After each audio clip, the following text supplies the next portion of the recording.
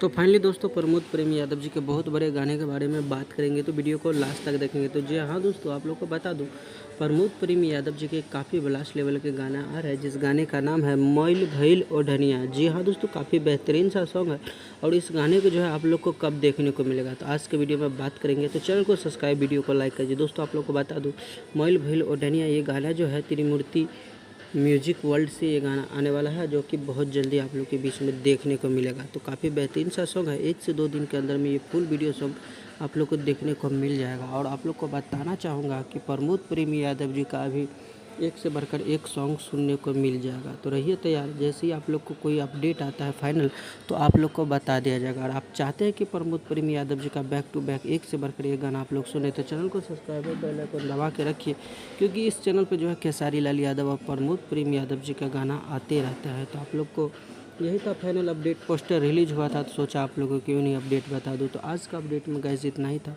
मिलेंगे एक फिर से नए वीडियो के साथ, तब तक के लिए अपना ख्याल रखिएगा और देखते रहिएगा भोजपुरी चिक ऑफिशियल यूट्यूब चैनल, क्योंकि इस चैनल पर जो है आप लोग को पता ही है कि प्रमोद प्रेमी और खेसारी लाल यादव जी से रिलेटेड अपडेट मिलता रहता है। धन्यवाद।